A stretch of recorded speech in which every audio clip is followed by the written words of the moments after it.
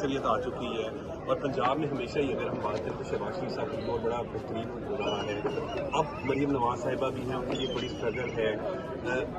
کیسے دیکھ رہے ہیں کہ پنجاب دیکھیے, ایک تو ایک خاتون ہوتے ہوئے میرے لیے بہت فخر کی اور بہت خوشی کی بات ہے, اوور ایکسائٹیڈ ہوں شاید کہ مریم نواز صاحبہ پاکستان کی جو ہے وہ پہلی خاتون وزیر اعلیٰ ہوں گی.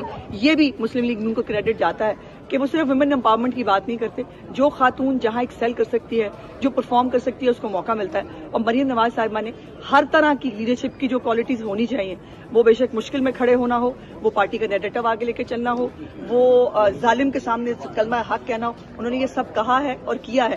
اور وہ اپنے میرٹ کے اوپر, اپنی قابلیت کے اوپر انشاءاللہ تعالیٰ پنجاب اسمبلی سے سی ایم منتخب ہوں گی اور بھاری اکثریت سے ہوں گی, 2/3 میجورٹی سے ہوں گی.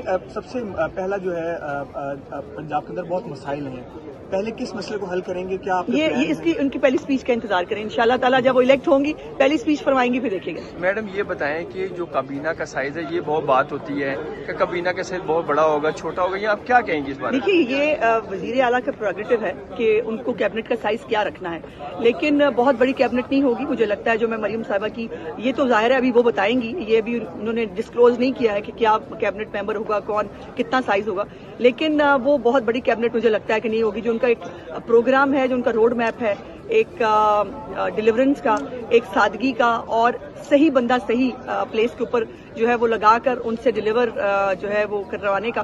تو انشاءاللہ تعالیٰ ایک اچھا گورننس کا ایک روڈ میپ آپ دیکھیں گے انشاءاللہ.